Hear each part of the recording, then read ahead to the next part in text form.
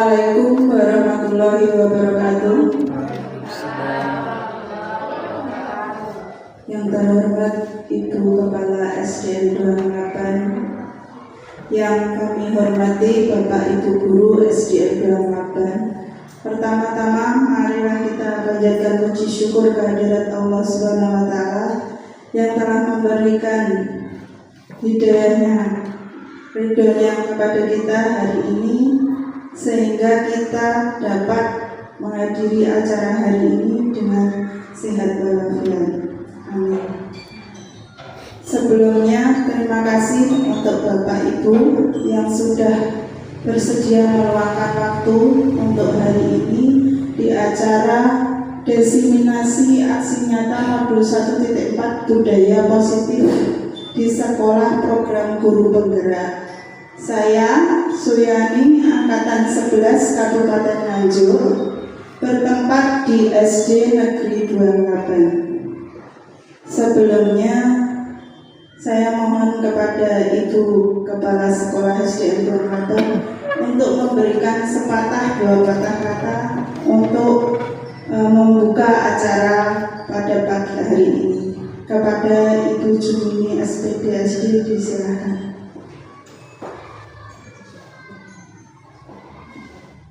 Terima kasih Bu Yani atas waktu yang diberikan kepada saya. Saya mulai. Assalamualaikum warahmatullahi wabarakatuh. Yang saya hormati Ibu Suyani SPD selaku calon guru penggerak angkatan 11 dari SD Negeri 28, serta Bapak Ibu Guru SD Negeri 28 yang saya hormati pula. Terima kasih waktu yang diberikan kepada saya. Alhamdulillah hari ini kita semua bisa mengikuti undangan Bu Yani dalam rangka diseminasi aksi nyata modul yang sudah dipelajari Bu Yani, yaitu tentang budaya positif. Bu Yani selama ini sudah mempelajari modulnya tentang budaya positif dan hari ini akan didiseminasikan kepada kita semuanya. Harapan saya Bapak Ibu Guru bisa mengikuti kegiatan hari ini dengan baik, dengan tertib sampai selesai. Karena apa? Kegiatan ini tentunya sangat bermanfaat bagi kita semuanya. Tentu banyak hal yang akan kita dapatkan dari kegiatan hari ini. Juga semoga apa yang dilakukan Bu Yani hari ini bisa menjadi penyemangat Bapak Ibu semuanya untuk mengikuti jejak Bu Yani menjadi calon guru penggerak. Semangat Bapak Ibu. Semoga nanti dengan ini panjenengan termotivasi, terinspirasi dan mengikuti jejaknya Bu Suyani. Dan apa yang akan disampaikan Bu Yani nanti, mari kita ikuti semuanya dengan seksama, dengan tertib, sehingga kita bisa mengambil manfaat dari apa yang sudah dipelajari Bu Suyani. Demikian Bapak Ibu Guru serta Bu Suyani yang bisa saya sampaikan. Selamat kepada Bu Suyani yang sudah menyelesaikan modulnya dan masih terus berjuang. Semoga semuanya lancar, sukses sampai akhir dan menyandang predikat sebagai guru penggerak. Demikian yang bisa saya sampaikan. Apabila kurang lebihnya saya mohon maaf dan saya akhiri. Wassalamualaikum warahmatullahi wabarakatuh. Terima kasih Bu Jum. Untuk selanjutnya di sini saya akan membahas tentang budaya positif.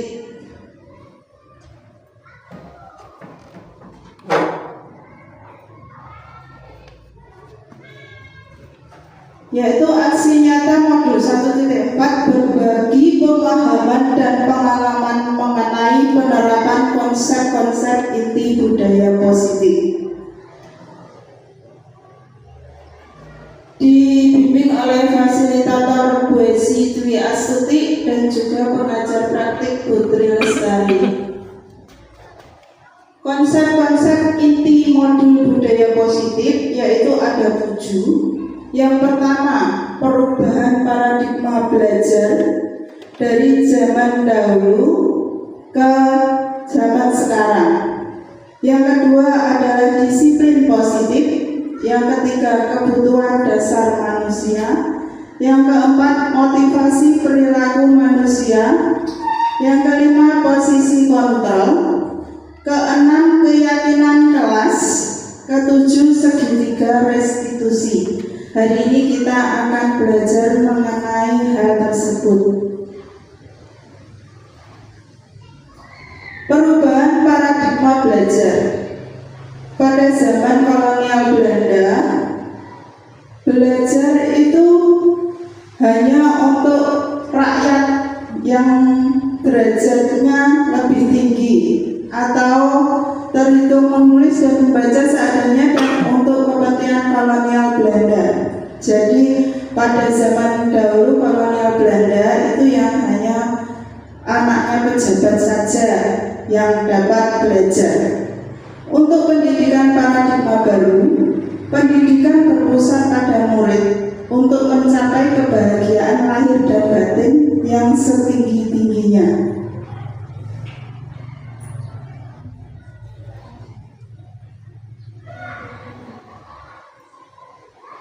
Pendidikan paradigma baru, pembelajaran yang berorientasi pada penguatan kompetensi dan pengembangan karakter yang sesuai dengan nilai-nilai Pancasila.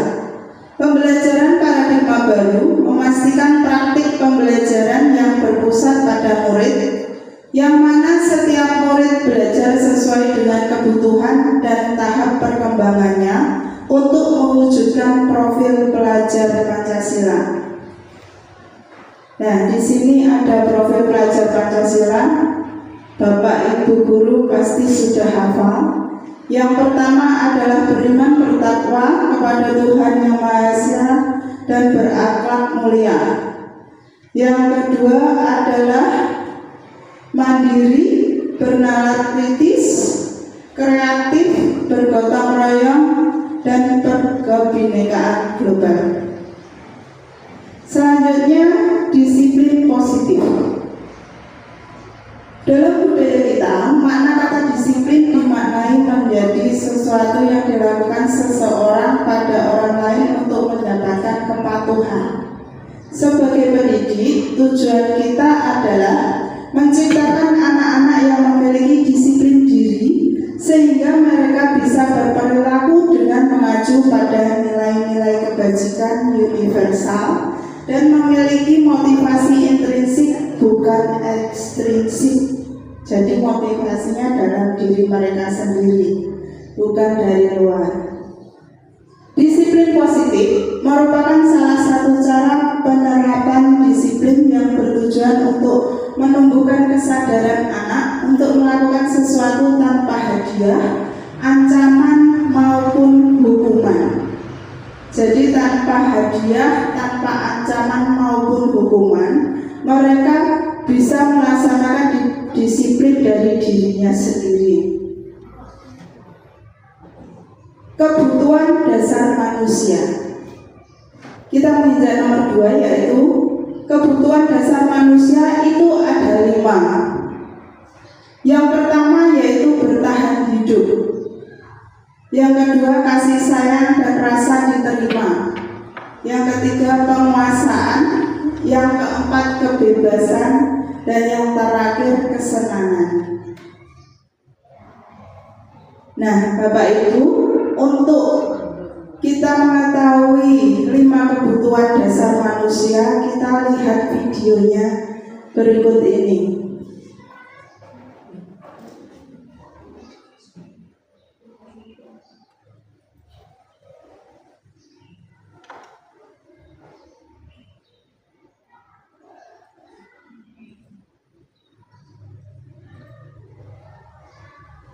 Di sini nanti akan dijelaskan tentang 5 kebutuhan dasar manusia. Semoga kita belajar bersama. Seimbang dan bahagia salah satu upaya yang dapat dilakukan oleh guru adalah memahami kebutuhan dasar yang mendasari perilaku murid. Pada video kali ini, kita akan membahas tentang 5 kebutuhan dasar manusia.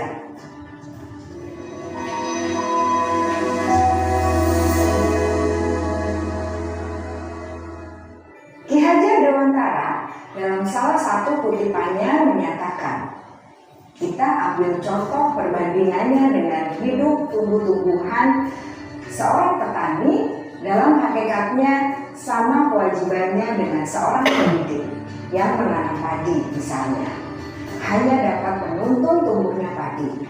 Ia dapat memperbaiki kondisi tanah, memelihara tanaman padi, memberi pupuk dan air, membasmi ulat-ulat atau jamur-jamur yang mengganggu hidup tanaman padi, dan lain sebagainya. Ketika guru memahami kebutuhan apa yang mendasari perilaku murid, dan guru berusaha menuntun dan mendukung murid dalam memenuhi kebutuhannya secara positif, pada hakikatnya guru tersebut ibarat seorang petani yang sedang berusaha memahami kebutuhan masing-masing tanaman, dan ia berusaha memenuhi kebutuhan tanaman tersebut agar dapat tumbuh dengan subur dan maksimal. Dr. William Glasser, seorang psikiater dari Amerika Serikat, menyatakan bahwa seluruh tindakan manusia memiliki tujuan tertentu, yaitu memenuhi kebutuhan dasarnya. Ketika kelima kebutuhan dasar telah terpenuhi secara memadai, maka murid akan tumbuh dengan seimbang dan bahagia. Sebaliknya, ketika kebutuhan dasar tidak terpenuhi dengan baik, maka seseorang akan mengalami emosi negatif seperti bosan, sedih, dan kecewa. Bahkan mereka dapat melakukan perbuatan yang bertentangan dengan nilai-nilai kebajikan atau melanggar peraturan. Dengan kata lain, perilaku buruk seseorang biasanya adalah respons dari kebutuhan yang tidak terpenuhi. Namun, mereka tidak tahu cara untuk menyampaikannya. Ada 5 kebutuhan dasar manusia menurut Dr. William Glasser, yaitu yang pertama, kebutuhan untuk bertahan hidup atau survival. Yang kedua, kebutuhan untuk merasa diterima atau love and belonging. Yang ketiga, kebutuhan akan kebebasan atau freedom. Yang keempat, kebutuhan akan kesenangan atau fun. Dan yang kelima, kebutuhan akan penguasaan atau power.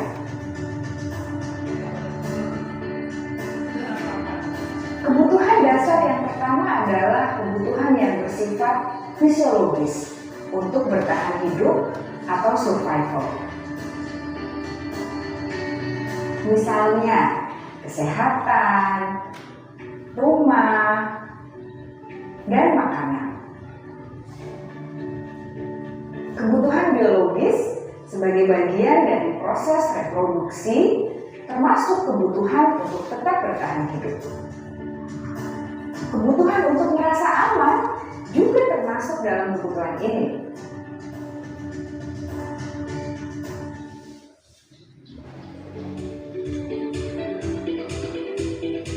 Agar murid dapat belajar dengan baik, kebutuhan mereka akan rasa aman, pangan, sandang, dan papan harus terpenuhi.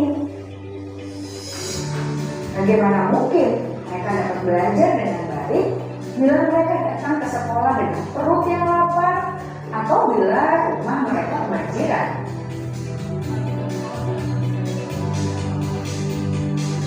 Setelah kita mengetahui kebutuhan pertama yang sebagian besar bersifat fisiologis, mari kita lihat kebutuhan kedua sampai kelima yang semuanya berhubungan dengan psikologis.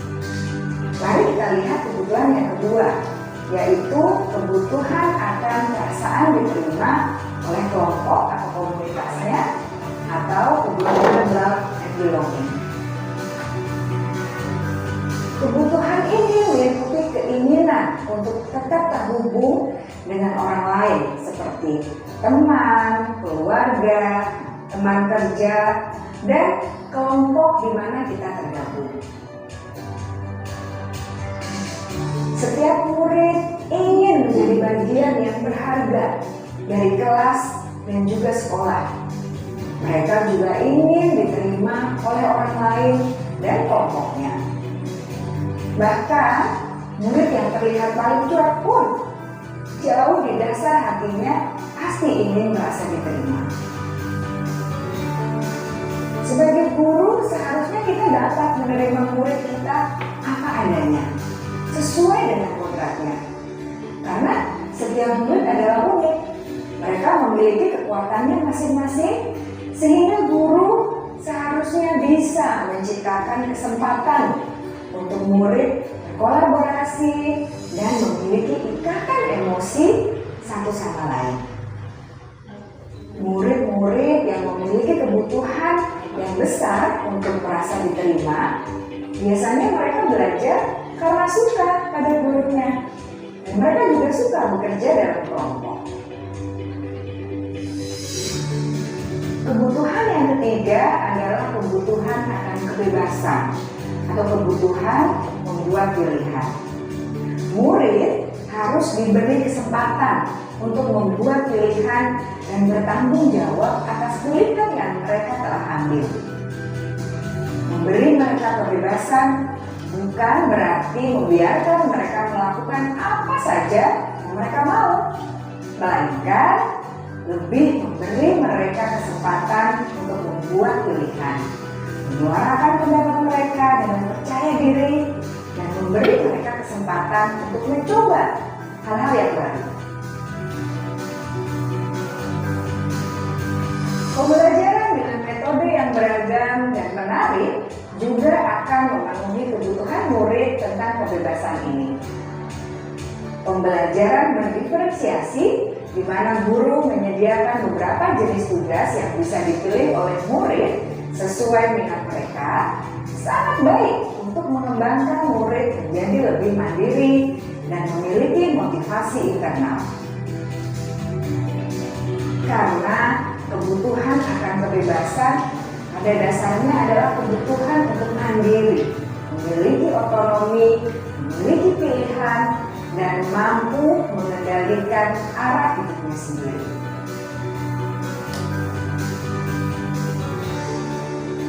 Kebutuhan yang keempat adalah kebutuhan akan kesenangan. Bayangkan Bapak Ibu hidup tanpa rasa senang, betapa menyedihkannya. Glasser menghubungkan kebutuhan akan kesenangan dengan belajar. Jangan sepelekan kebutuhan murid untuk merasa senang di kelas. Sebagai guru, jangan ragu-ragu untuk dengan sengaja memasukkan kegiatan yang menyenangkan dalam kelas.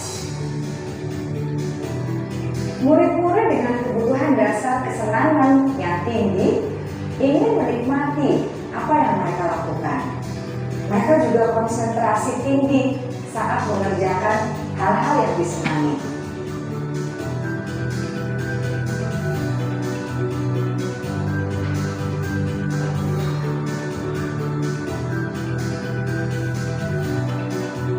Kebutuhan yang kelima adalah kebutuhan akan penguasaan. Setiap murid memiliki kebutuhan untuk merasa kompeten, menjadi terampil, diakui pencapaian dan keterampilannya, didengarkan, bisa membuat dampak dan pengaruh, dan memiliki rasa harga diri. Mereka sebaiknya diberi kesempatan untuk membuat keputusan tentang hal-hal yang penting dalam hidupnya dan tidak merasa dikontrol oleh sistem sekolah. Pada murid yang telah menginjak usia remaja, Seringkali mereka merasa tidak memegang kendali atas kehidupannya sendiri karena buruk sekolah. Pada murid yang telah menginjak usia remaja, seringkali mereka merasa tidak memegang kendali atas kehidupannya sendiri karena guru kerap kali berpengaruh dalam mengambil keputusan. Murid-murid yang memiliki kebutuhan dasar akan penguasaan yang tinggi biasanya selalu ingin menjadi pemimpin. Mereka juga suka mengamati sebelum mencoba hal-hal yang baru. Mereka juga perfeksionis dan merasa kecewa bila melakukan kesalahan.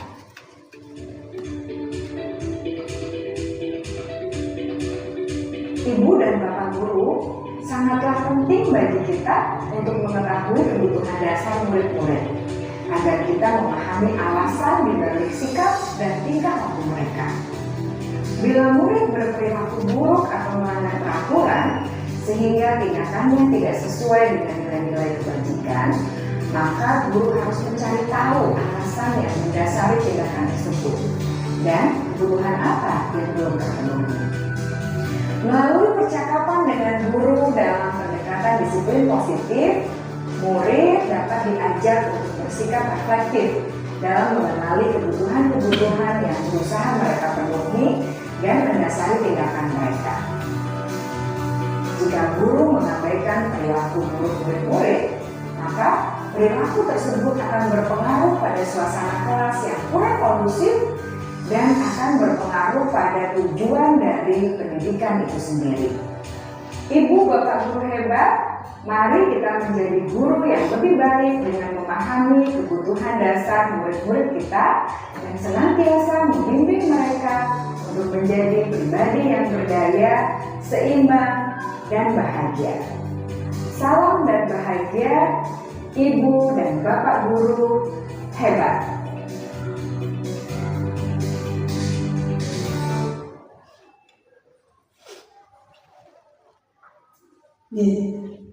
Itu tadi videonya Bapak Ibu. Jadi kebutuhan dasar manusia niku wonten pinten? Ada 5, yaitu nomor kesenangan, yang ingat kesenangan, bertahan hidup, nomor kebebasan,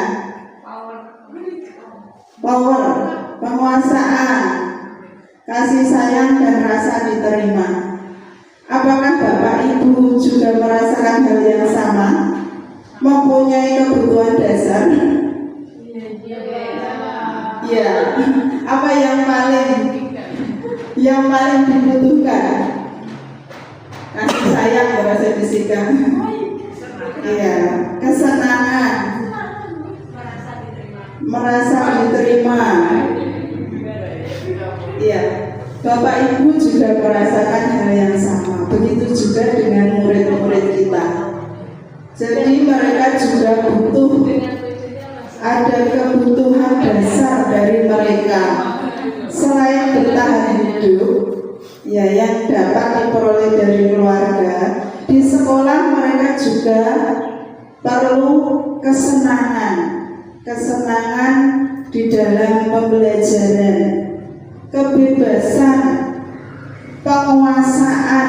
Jadi mereka juga ingin untuk diterima, diberi kasih sayang. Jadi kita kembali ke kebutuhan dasar manusia. Pada nantinya kita dapat melihat anak-anak itu mereka semuanya unik Bapak Ibu. Jadi tidak ada anak yang nakal, mereka unik. Untuk kita mengetahui kenapa anak tersebut punya keunikan, mungkin dia lain daripada teman-temannya, kita harus tahu dia itu kurang kebutuhan dasarnya apa. Kita sebagai guru harus bisa mencari tahu, dan itu nanti kita harus berusaha untuk memenuhinya. Mungkin ada salah satu siswa yang posisinya adalah yatim. Jadi dia itu biasanya mencari apa Bapak Ibu? Perhatiannya kepada kita. Itu karena mungkin itu ada cerita kemarin kita berbagi cerita dengan teman-teman CGP, itu pengalamannya ketika ada anak yang ditinggal seorang bapak, itu dia dekatnya dengan bapak gurunya. Mungkin dia mencari sosok seorang bapak lewat bapak gurunya. Jadi dia itu dekat sekali sampai curhat sama bapak gurunya. Di rumah itu biasanya sama ibunya kalau cerita itu tidak bisa terbuka. Tapi anak tersebut di sekolah bisa terbuka dengan bapak gurunya. Itu mungkin kebutuhan dasar yang satu bisa didapat dari bapak gurunya. Itu kemarin kami berbagi cerita, itu waktu diskusi kolaborasi, itu mendapatkan cerita-cerita dari lingkungan sekolah teman-teman kami. Itu merupakan sebuah pengalaman atau wacana atau pembelajaran untuk kami, sehingga kami dapat mengimplementasikan ke SD kami masing-masing. Begitu Bapak Ibu. Untuk selanjutnya kita masuk ke motivasi perilaku manusia. Motivasi sendiri adalah dorongan yang timbul pada diri seseorang secara sadar atau tidak sadar untuk melakukan suatu tindakan dengan tujuan tertentu. Dua jenis motivasi perilaku manusia, yaitu satu, motivasi ekstrinsik, yaitu motivasi yang berasal dari luar. Murid melakukan disiplin diri dikarenakan takut dihukum atau menghindari hukuman. Jadi disiplinnya karena takut dihukum. Terus ada murid melakukan disiplin diri dikarenakan ingin mendapatkan imbalan berupa hadiah atau pujian dari orang lain. Jadi melakukan disiplin karena ingin mendapatkan imbalan atau pujian dari bapak ibu gurunya. Ini untuk motivasi ekstrinsik. Selanjutnya yang kedua adalah motivasi intrinsik atau motivasi yang berasal dari dalam diri.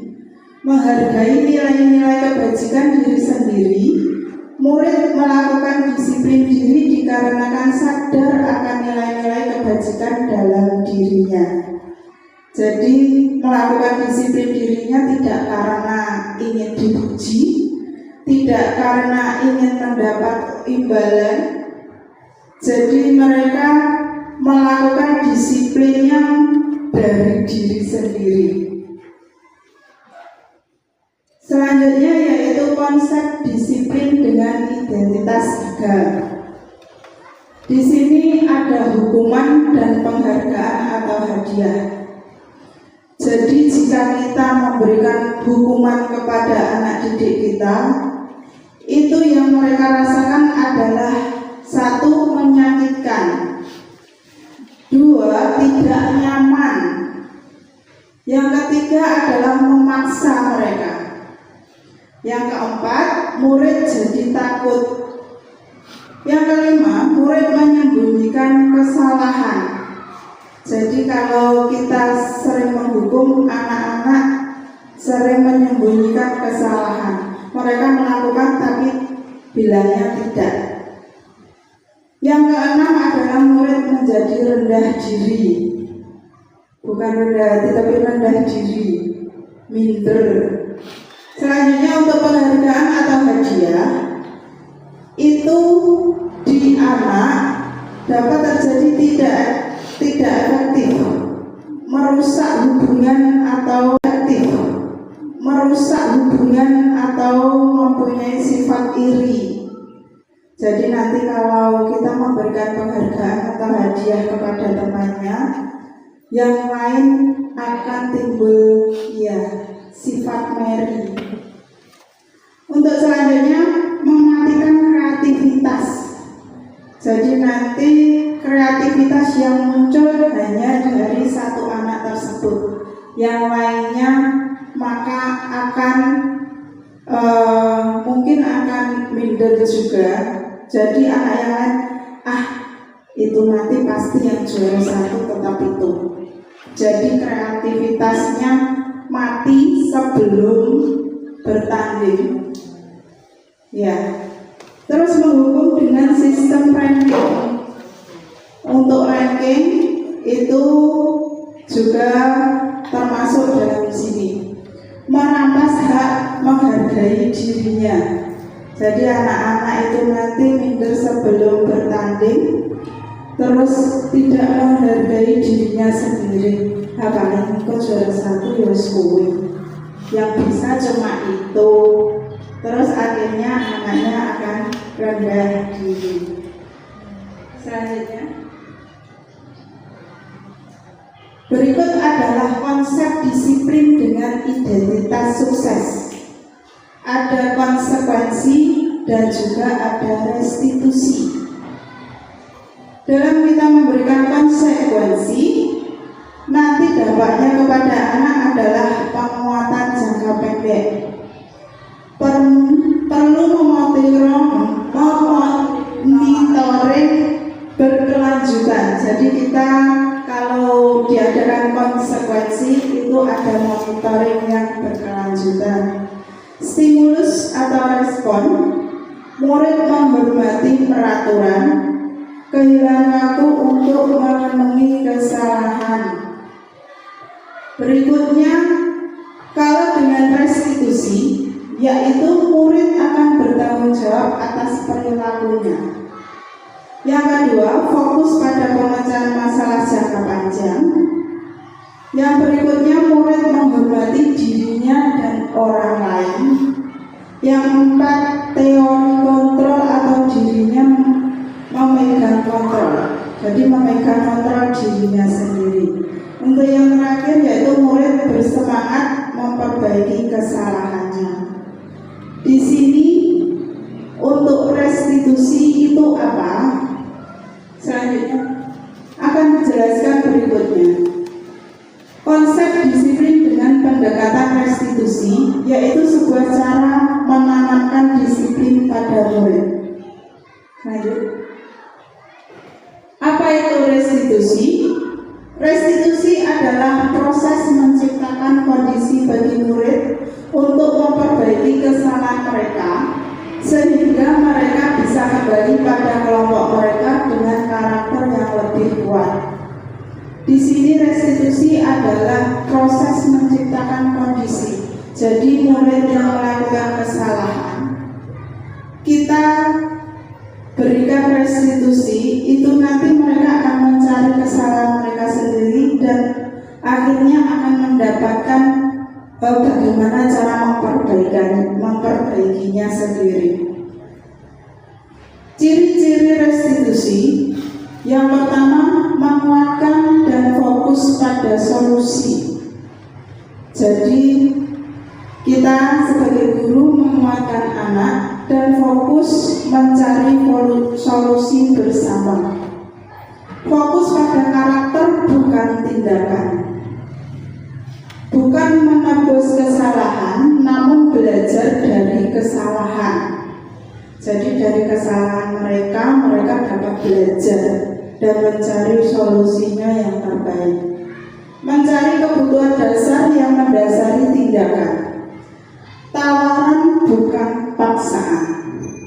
Memperbaiki hubungan, menuntun untuk melihat ke dalam dirinya sendiri. Di sini ada contoh kasus, yaitu murid terlambat datang ke sekolah. Kita bedakan cara penanganan. Yang pertama yaitu hukuman.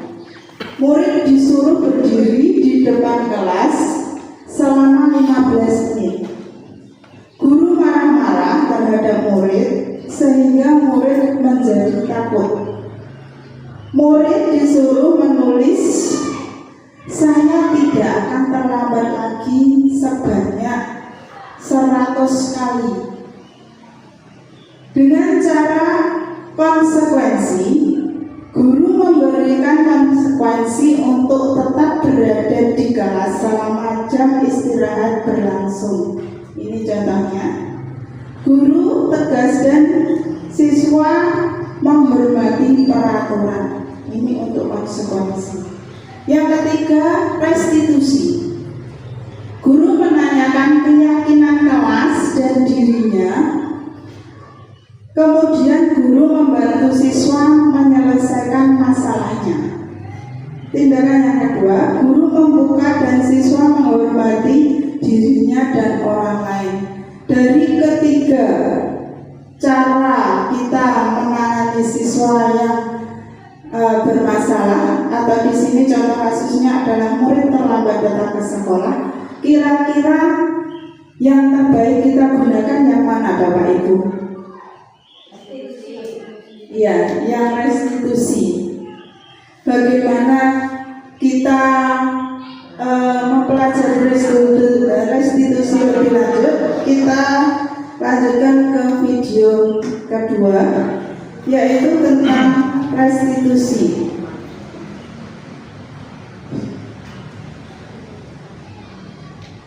Di sini nanti akan dijelaskan lebih detail tentang restitusi.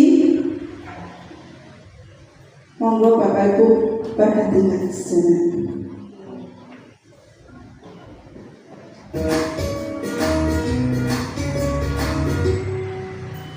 Salam dan bahagia Ibu dan Bapak guru hebat. Pada video kali ini kita akan membahas tentang salah satu program disiplin positif yang diterapkan di lingkungan sekolah yang dikenal dengan nama restitusi.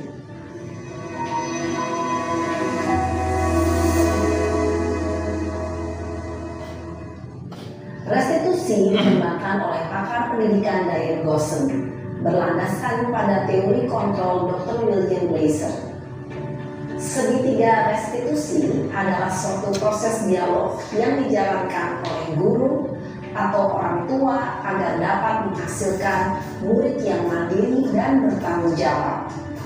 Pada saat guru di posisi manajer, aspek yang dikembangkan pada murid adalah motivasi intrinsik, sehingga penanaman nilai-nilai kebajikan dapat tumbuh dan berkembang menjadi suatu kebiasaan positif yang akhirnya membentuk karakter murid. Proses dialog ini terdiri dari 3 langkah yang digambarkan pada ketiga sisi pada segitiga restitusi. Sisi pertama adalah menstabilkan identitas. Sisi yang kedua adalah validasi tindakan yang salah. Dan sisi yang ketiga adalah menanyakan keyakinan. Ibu dan Bapak guru, berikut ini akan ditunjukkan bagaimana seorang guru berada dalam posisi manajer menggunakan penerapan segitiga restitusi.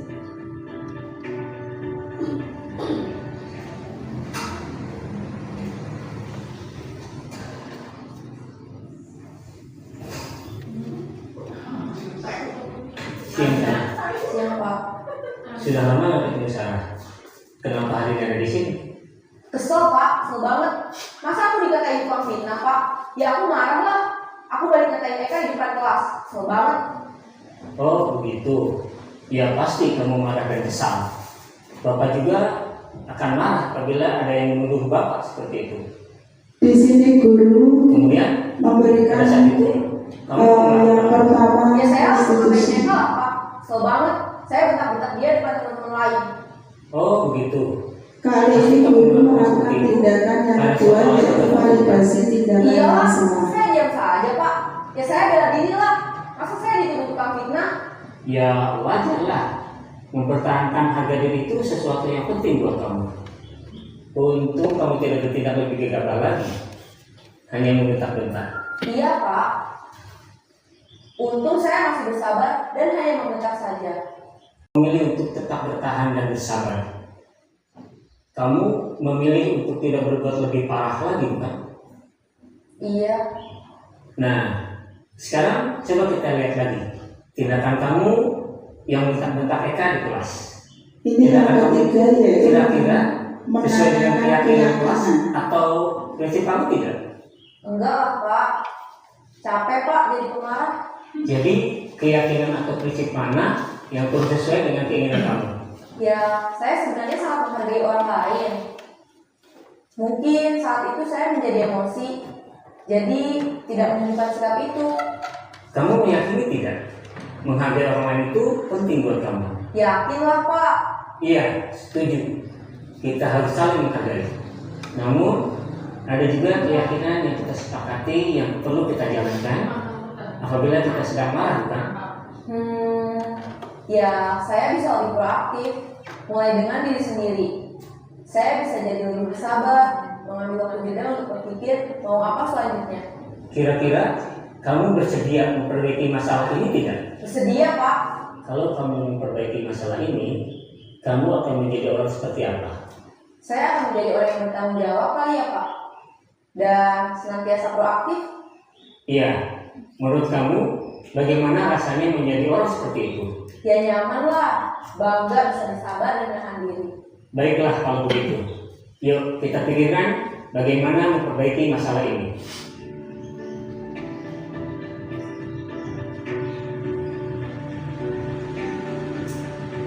Ibu dan Bapak guru hebat. Baru saja kita menyaksikan contoh bagaimana seorang guru berada dalam posisi manajer menggunakan penerapan segitiga restitusi. Mari kita bahas satu persatu. Pada sisi pertama, menstabilkan identitas berdasarkan pada prinsip bahwa membuat kesalahan adalah bagian dari proses pembelajaran. Sisi pertama dari segitiga ini berperan menggeser identitas murid dari identitas gagal ke identitas sukses. Murid yang sedang bertingkah laku yang tidak pantas atau menarik diri saat itu sedang mengalami identitas gagal. Bila kita mengkritiknya, maka posisinya tidak akan berubah. Kita bisa mengajukan pernyataan-pernyataan ini. 1. Membuat kesalahan sesuatu yang wajar. 2. Manusia tidak ada yang sempurna. 3. Kita bisa memperbaiki masalah ini. 4. Saya tidak menanyakan kesalahannya. Saya lebih fokus Ini adalah contoh dari menstabilkan identitas. 5. Apakah saat ini kamu tengah menjadi orang yang baik untuk dirimu sendiri? Pada sisi kedua, validasi tindakan yang salah berlandaskan pada prinsip bahwa setiap perilaku berupaya memenuhi suatu kebutuhan tertentu. Guru yang telah memahami teori kontrol akan bergeser dari pemikiran stimulus respon menjadi proaktif dan mencoba untuk mengenali tujuan dari perilaku murid. Mengenali dan mengakui kebutuhan murid ini dapat memperbaiki hubungan dengan murid tersebut. Pernyataan atau pertanyaan bisa disampaikan dengan nada suara tidak menghakimi atau memojokkan, sehingga dapat mengembalikan murid pada posisi positif. 1. Kamu bisa saja bertindak lebih gegabah lagi dari ini. 2. Kamu bukan melakukannya tanpa suatu alasan tertentu. 3. Kamu melakukannya karena mempertahankan sesuatu yang penting bagimu. Ini adalah contoh Kamu bisa pertanyaan suatu yang kita ajukan favorit ketika validasi tindakan dasar. Selanjutnya, kita akan simak sisi terakhir, yaitu menanyakan keyakinan. Teori kontrol menyatakan bahwa pada dasarnya kita termotivasi secara intrinsik. Pada saat perilaku yang salah telah divalidasi dan identitas sukses telah stabil, maka murid telah siap mengaitkan keyakinan-keyakinannya dengan tindakannya yang salah dan pemikirannya telah bergeser ingin menjadi orang yang dituju. Pertanyaan-pertanyaan ini dapat mengaitkan keyakinan-keyakinan yang dianut murid. 1. Sebagai keluarga atau kelas, apa yang kita yakini? 2. Nilai-nilai apa yang telah kita sepakati? 3. Seperti apa Ini adalah dalam sebuah pertanyaan untuk menanyakan keyakinan. Sisi ketiga dari segitiga restitusi.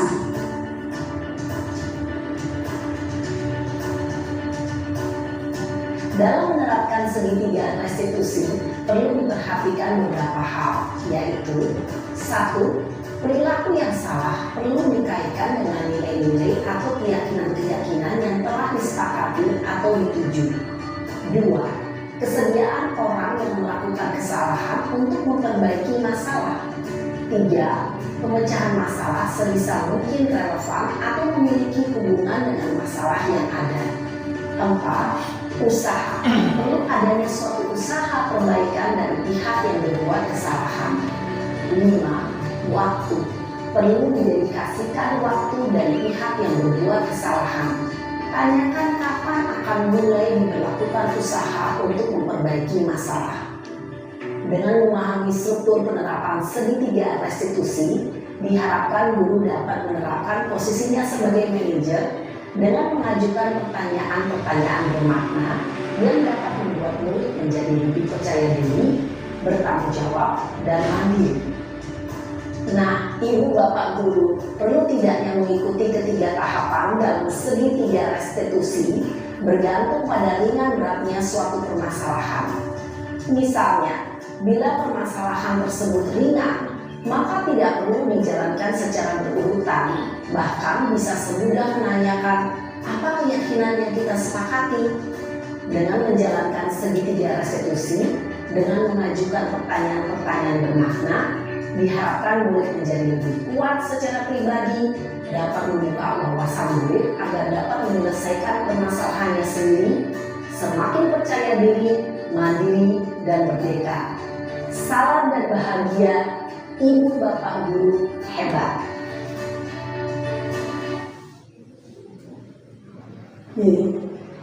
Itu tadi Bapak Ibu.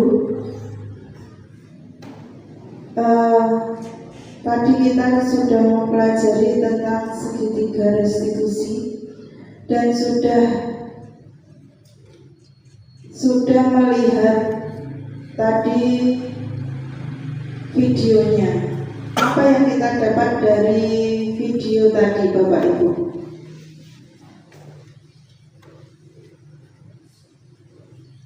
Dari tadi kita lihat videonya, anak tersebut awalnya bagaimana Bapak Ibu? Emosi, marah. Ketika ditanya bapak gurunya, lama-kelamaan berubah atau tidak? Iya, emosinya berubah, berangsur-angsur menurun. Pada akhirnya tadi di terakhir, masalahnya dapat diselesaikan atau tidak Bapak Ibu? Bisa. Tadi sudah diselesaikan bersama dan akan memperbaikinya. Begitulah tadi tentang segitiga restitusi. Jadi kita sebagai guru tidak harus memutuskan permasalahan anak itu dengan memberi hukuman ataupun langsung menegur anak. Jadi kita selidiki dulu atau kita menggunakan segitiga restitusi yang awalnya kita cari tahu dulu inti masalahnya apa. Lalu kita memberikan penguatan kepada anak tersebut dan akhirnya menanyakan keyakinan kelas atau keyakinan pada dirinya sendiri. Apakah itu sesuai atau tidak? Dan nantinya akan muncul sebuah solusi dari permasalahan anak tersebut. Dari segitiga restitusi, apakah ada yang ingin ditanyakan Bapak Ibu? Sampun jelas nggih, tadi dari videonya sudah dijelaskan dari awal sampai akhir munculnya sebuah solusi dari permasalahan siswa. Jika tidak ada, saya lanjutkan, yaitu tentang posisi kontrol. Posisi kontrol guru itu ada 5, Bapak Ibu, yaitu guru sebagai penghukum, guru sebagai teman, guru pembuat rasa bersalah, ada guru sebagai pemantau, dan yang terakhir guru sebagai manajer. Iya, nanti kita lihat kita termasuk yang mana kira-kira. Contoh penerapannya, contoh penerapan 5 posisi kontrol.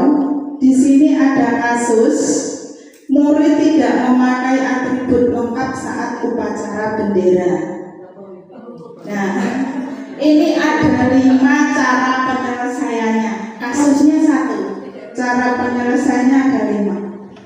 Guru sebagai penghukum, yaitu patuh aturan sekolah lalu berdiri di barisan lain. Jadi anaknya dipanggil, disuruh berdiri di barisan sendiri. Nah, itu menghukum. Untuk yang kedua, membuat merasa bersalah.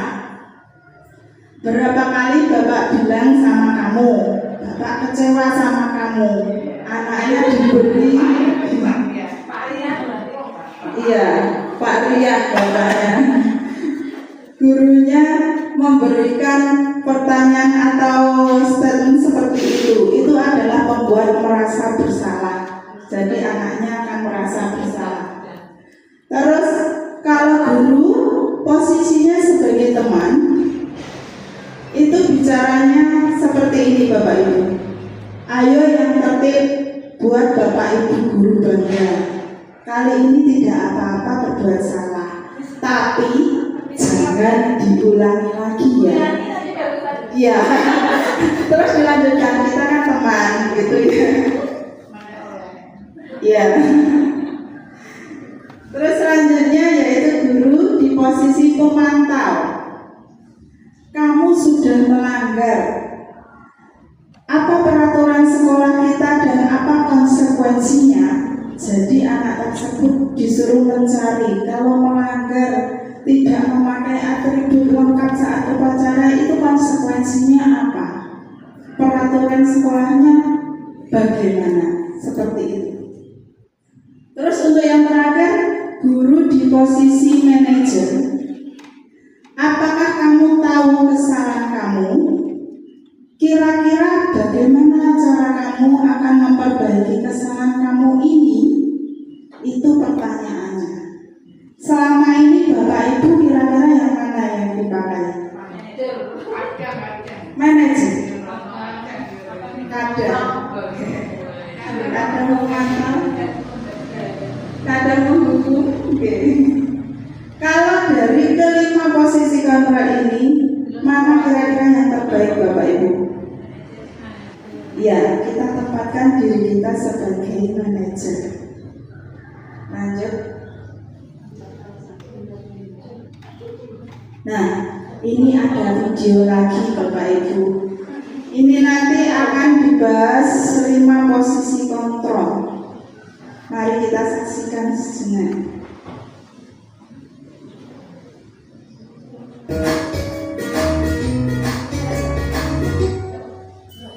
Salam bahagia Ibu dan Bapak guru hebat. Dalam penerapan disiplin positif restitusi, salah satu program yang dikembangkan adalah 5 posisi kontrol. 5 posisi kontrol dalam restitusi adalah proses perjalanan seorang pendidik agar dapat mengenali dirinya. Pada video kali ini, kita akan membahas tentang 5 posisi kontrol yang dikembangkan oleh Diane Goshen dan contoh penerapannya.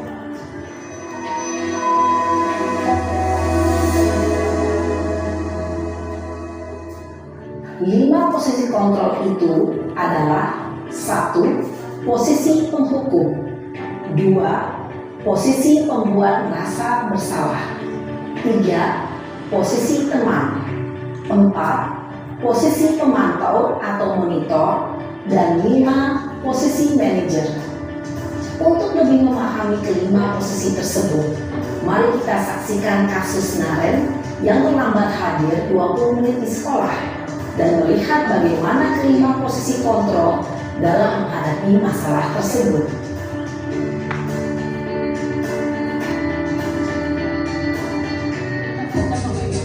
Ini nanti kasusnya Naren 1, terus ada kelima posisi kontrol di dalamnya. Naren! Sini kamu! Selamat pagi, Bu. Selalu terlambat. Kamu deh, pasti terlambat.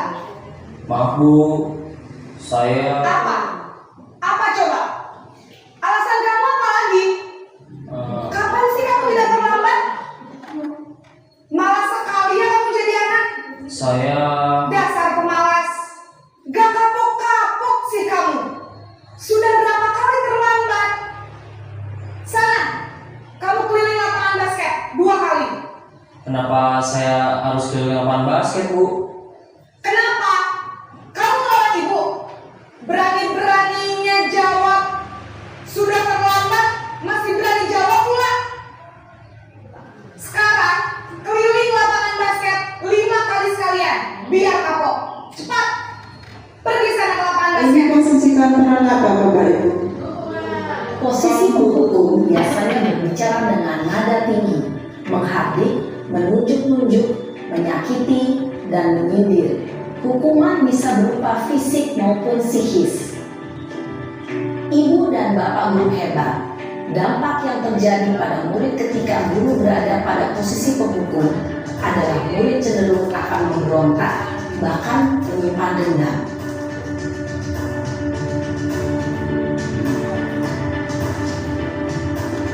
Ini yang kedua.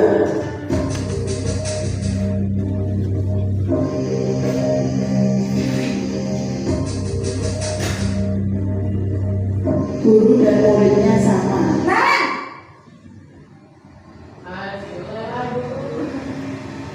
Selamat pagi, Bu. Naren. Kamu kenapa terlambat lagi, nak? Ya Tuhan, Naren. Kamu senang ya bikin ibu susah ya? Kalau kamu terlambat lagi, nanti ibu yang ditegur bapak kepala sekolah, nak. Disangka ibu tidak bisa membina kamu. Duh, gimana ini?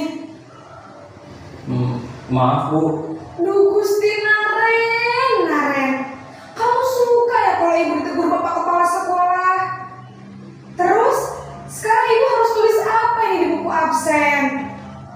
Ini kamu sudah sering terlambat loh. Ibu harus apa coba? Maaf, Bu. Maaf sekali. Ya sudah, lain kali jangan bikin ibu susah lagi ya nak ya. Ibu tidak akan kuat lagi kalau kamu begini terus. Bisa jantungan kalau ibu ditegur bapak kepala sekolah. Sana cepat ke kelas. Maaf ya, Bu. Maaf sekali. Posisi pembuat rasa bersalah berbicara dengan nada tenang, cenderung lembut. Namun kata-kata yang diutarakan membuat murid merasa menjadi orang yang gagal, memandang buruk dirinya sendiri, merasa tidak berharga, dan tidak sanggup membahagiakan orang lain. Ketika guru mengambil posisi pembuat rasa bersalah, murid akan menganggap dirinya yang bersalah dan ia akan menyimpan emosi negatif tersebut di dalam dirinya.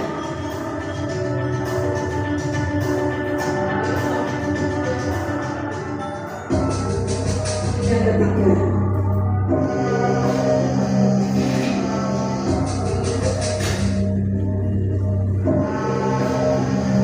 Naren!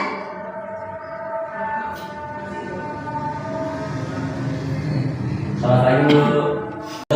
Gak kecenjar, Bu. Ya sudah sana. Nanti lain kali larinya lebih kenceng lagi ya. Biar gak terlambat lagi. Bikin seneng ibu. Bisa kan? Bisa lah, Bu. Ya sudah, sana masuk kelas. Ibu beresin urusan absen kamu. Kamu ini ada-ada saja. Dalam posisi teman, guru berbicara dengan nada suara ramah, akrab, cenderung bersenda gurau untuk menjaga suasana tetap santai. Murid akan merasa senang, aman, dan akrab dengan guru. Identitas yang tercipta adalah identitas sukses atau berhasil. Namun, perlu diingat, karena ini masih dorongan eksternal, maka ada faktor ketergantungan dari murid kepada orang tertentu.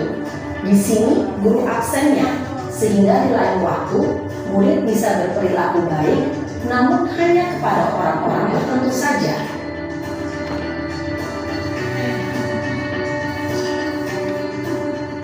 Ini yang keempat.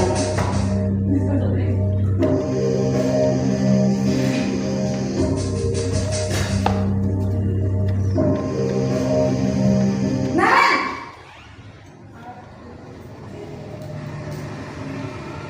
Selamat pagi, Bu.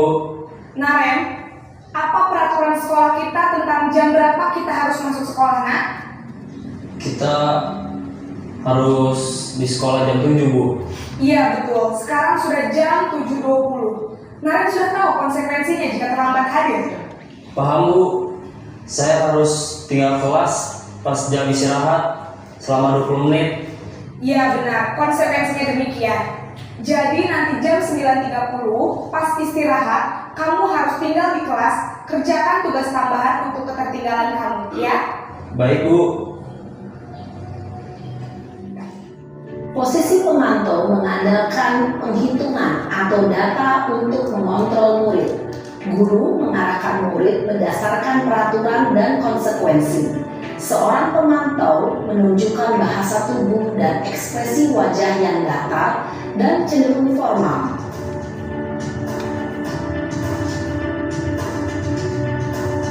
Di posisi manajer yang kelima.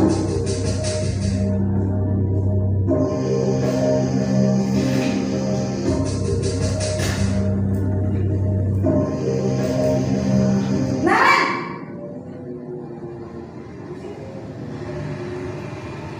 Selamat pagi, Bu. Selamat pagi, Naren. Maaf, Bu. Saya terlambat. Iya, sekolah masuknya jam 7, sekarang sudah jam 7.20. Jadi sekarang bagaimana ini, Naren? Maaf, Bu. Saya lupa setel alarm saya semalam. Baiklah, menurut kamu, keyakinan sekolah yang mana yang perlu kamu tingkatkan? Menghargai diri sendiri dan orang lain mungkin, ya, Bu. Setuju. Jadi, apakah Naren meyakini prinsip saling menghormati tersebut? Iya, Bu. Saya meyakininya. Apakah Naren bersedia memperbaiki masalah keterlambatan ini? Bersedia, Bu. Bagaimana kamu akan perbaiki masalah keterlambatan ini? Saya akan coba untuk tidak lupa menyetel alarm saya, Bu. Baik, kalau Naren lupa menyetel alarm di rumah, ada orang yang kira-kira bisa bantu mengingatkan tidak? Ada, Bu. Kakak saya, Kak Emma. Ada lagi selain Kak Emma? Selain Kak Emma, ada ibu saya. Baik, jadi yang mengingatkan Naren adalah Kak Emma dan ibu kamu, ya? Kira-kira akan mulai setel alarm kapan nih, Naren? Setelah pulang sekolah, akan segera saya lakukan. Baik, jadi Naren akan setel alarm untuk bangun besok pagi dan akan diingatkan oleh kakak dan ibunda Naren, ya? Ada lagi yang mungkin perlu dilakukan, Naren? Agar tidak terlambat bangun lagi. Tidak ada, Bu. Baik, Naren. Terima kasih untuk kerjasama kamu. Sekarang kamu perlu kembali ke kelas untuk belajar. Baik, Bu. Terima kasih. Posisi manajer adalah posisi kontrol yang disarankan untuk membimbing murid memiliki sikap disiplin yang positif, yaitu murid yang mandiri, bertanggung jawab, dan dapat memecahkan masalah. Tujuan dari posisi ini adalah agar murid dapat berefleksi atas tindakannya. Guru akan dengan tulus memberikan pertanyaan-pertanyaan bermakna, sehingga membuat murid dapat belajar dari kesalahannya dan mencari sebuah solusi untuk menyelesaikannya. Ibu dan Bapak guru hebat, setelah mengamati adegan kelima posisi kontrol tadi, kira-kira posisi mana yang paling ideal? Posisi mana yang dapat menunjang motivasi intrinsik murid? Ya, tentu posisi manajer. Posisi ini memang posisi ideal yang ingin dituju setiap pendidik. Pada posisi inilah, guru dapat menerapkan disiplin positif yang berpihak pada murid, yang memerdekakan murid. Perjalanan seorang pendidik tentunya tidak mudah untuk sampai pada posisi seorang manajer. Namun, tujuan kita pasti, yaitu menciptakan murid-murid yang mandiri, merdeka, dan bertanggung jawab. Semoga penggambaran 5 posisi kontrol yang telah diperlihatkan ini dapat menjadi ajang refleksi bagi kita semua, agar dapat terus mengasah dan menerapkan disiplin positif yang memerdekakan murid.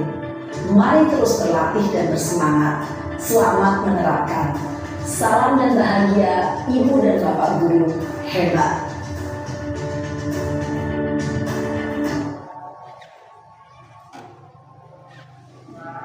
Tadi sudah kita perhatikan video tentang 5 posisi kontrol. Menurut Bapak Ibu, yang mana yang paling ideal? Ya, posisi manajer. Di dalamnya kita sebagai guru mengutamakan kepentingan murid. Di sana juga murid dapat mencari solusi atas permasalahannya sendiri. Apakah ada yang ditanyakan dari 5 posisi kontrol tadi? Tidak ada, ya, kita lanjutkan. Sekarang kita menuju ke keyakinan kelas. Kenapa keyakinan kelas? Kenapa tidak peraturan kelas atau tata tertib kelas? Kita lanjutkan untuk membahasnya. Sekarang ini ada gambar. Mengapa kita memiliki aturan memakai helm pada saat naik kendaraan bermotor roda 2 atau motor? Mengapa kita memiliki aturan memakai sabuk pengaman pada saat naik kendaraan roda 4 atau mobil? Ini untuk apa, Bapak Ibu? Iya, untuk menjaga keselamatan. Keselamatan siapa? Keselamatan kita agar tidak agar tidak ditilang polisi. Itu juga termasuk keselamatan kita. Intinya meskipun tidak ditilang ataupun untuk keselamatan kita, itu intinya untuk diri kita sendiri. Selanjutnya, nah, ini untuk proses pembuatan keyakinan kelas. Keyakinan kelas itu dibuat oleh siapa, Bapak Ibu? Iya, keyakinan kelas sama kesepakatan kelas itu sama. Kalau sekarang keyakinan kelas, Bapak Ibu. Nah, itu guru bersama murid itu membuatnya bersama-sama untuk dipatuhi oleh semua anggota kelas. Di sini yang pertama, guru dan murid berdiskusi tentang peraturan kelas atau keyakinan kelasnya, merumuskan tentang peraturan kelasnya. Peraturan kelas itu akan menjadi keyakinan kelas itu dengan memberikan kalimat positif. Jadi kalau anak-anak ditanya, kira-kira keyakinan kelas apa yang ingin kamu sampaikan atau apa yang ingin kamu cita-citakan atau apa yang ingin kamu lakukan di kelas ini, anak-anak biasanya menjawab datang tepat waktu atau mungkin berpakaian rapi, dan itu intinya adalah apa, Bapak Ibu? Ya, disiplin. Intinya adalah disiplin. Itu nanti kita dapat membuat keyakinan kelas itu disiplin. Terus kalau diajar guru tidak ramai, tidak boleh bertengkar dengan teman, itu merupakan menghargai orang lain. Terus hal terakhir yaitu penempelan keyakinan kelas, dan itu nanti akan dipatuhi oleh semua anggota kelas atau semua warga kelas. Lanjut.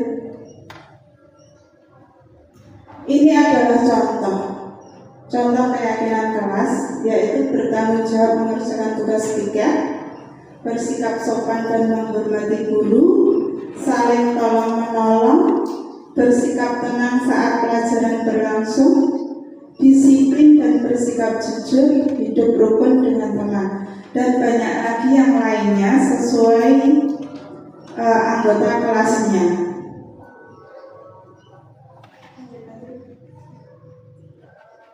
Bagaimana pembentukan keyakinan kelas?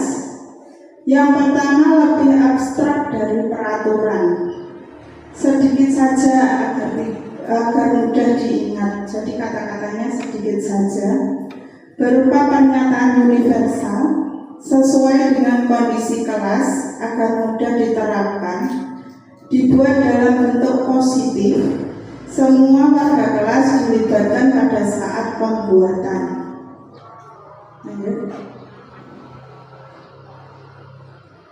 Di sini tadi ada 3 tahapan segitiga restitusi yang tadi. Lanjut, Bu.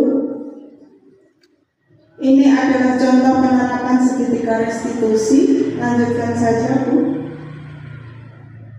Nah, ini tanggapan salah satu murid. Lanjut. Tujuan mulia dari penerapan disiplin positif adalah agar terbentuknya murid-murid yang berkarakter, berdisiplin, santun, jujur, peduli, bertanggung jawab, dan merupakan pembelajar sepanjang hayat sesuai dengan standar kompetensi lulusan yang diharapkan. Di sini tadi yang telah kita pelajari apa saja Bapak Ibu? Yang pertama, iya. Tadi apa? Kebutuhan dasar manusia, segitiga restitusi. Terus 5 posisi kontrol. Apa Bu Ika? Iya, posisi kontrol guru.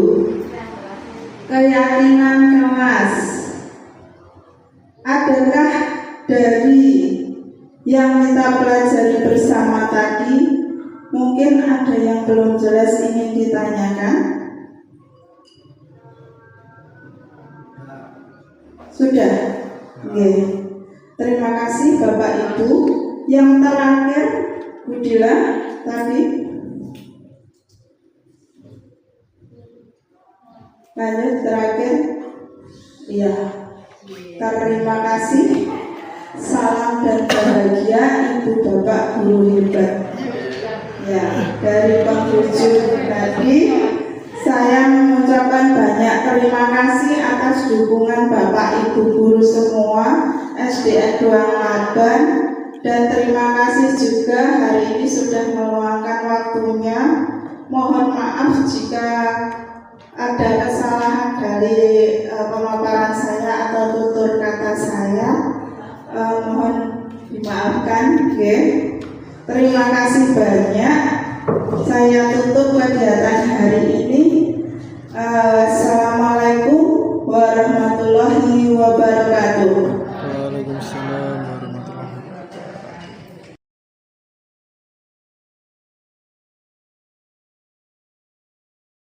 Tadi Ibu dapat laporan dari ketua kelas. Katanya kamu bertengkar ya dengan Fadil. Iya Bu, habis kesel sih. Kenapa kesal?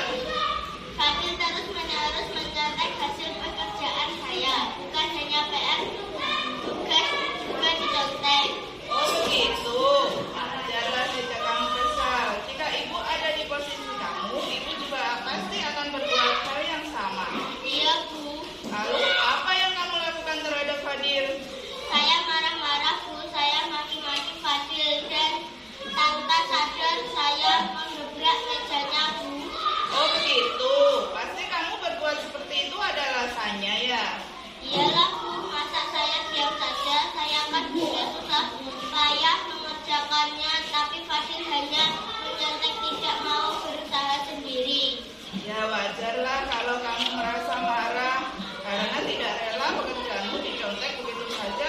adil.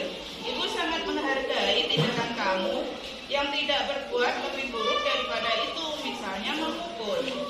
Iya, Bu. Sekarang coba kita pikirkan, tindakan kamu malah sampai menggebrak meja, apakah sesuai dengan keyakinan kelas kita? Tidak, Bu. Menurut kamu, keyakinan kelas apa yang sudah dilanggar? Menghormati antar teman, Bu. Iya, betul. Menurut kamu, saling menghormati antar teman itu penting. Tidak untuk kamu. Penting, Bu. Baik, kalau menurut kamu itu penting, jadi keyakinan apa yang harus kamu lakukan pada saat kamu sedang marah? Harus lebih sabar, Bu. Kamu bersedia memperbaiki masalah ini? Bersedia, Bu. Apa yang kamu lakukan untuk memperbaiki masalah ini? Saya harus banyak belajar bersabar dan menahan amarah saya. Jika ada teman yang mencontek saya, akan melaporkan kepada Bapak Ibu guru. Ya, tepat sekali tindakanmu, Devi. Tetap semangat ya. Sekarang silakan kembali istirahat. Terima kasih, Bu. Rafael, tadi ibu dapat laporan dari guru piket. Katanya kamu sering datang terlambat ya. Menurut ingatan kamu sudah berapa kali terlambat? Sering terlambat itu suatu kesalahan. Itu manusiawi. Setiap orang pasti pernah berbuat kesalahan. Yang terpenting kita bisa belajar dari kesalahan tersebut dan berusaha untuk memperbaiki bersama. Setuju? Sering datang terlambat pasti punya alasannya. Kenapa sih El sering datang terlambat?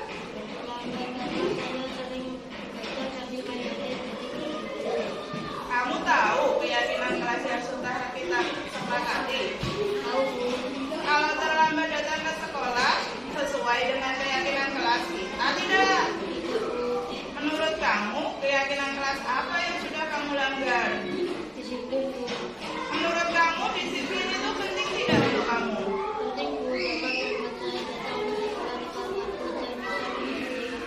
Betul, menghargai waktu itu penting dan sangat bermanfaat untuk kita. Seperti kita dapat menghargai orang-orang yang ada di sekitar kita.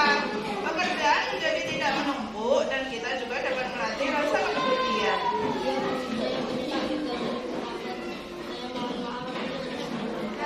Iya, sikap yang sangat baik sudah kamu lakukan dengan cara meminta maaf.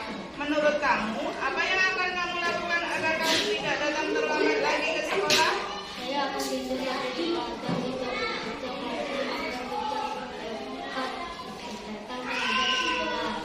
Baik, kamu sudah menemukan solusinya dan ibu akan bekerja sama dengan orang tua kamu agar kamu tidak datang terlambat lagi ke sekolah. Sekarang silakan kembali istirahat. Terima kasih, Bu.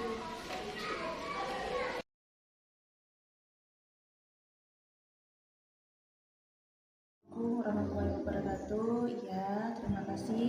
Di sini saya diberi kesempatan langsung untuk merespon apa yang disampaikan oleh Bu Yani, yaitu diseminasi tindakan.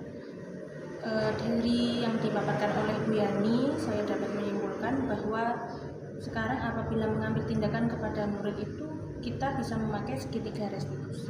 Satu, kita dengan identifikasi. Dua, dengan validasi. Kemudian tiga, dengan menanyakan keyakinan kepada peserta didik.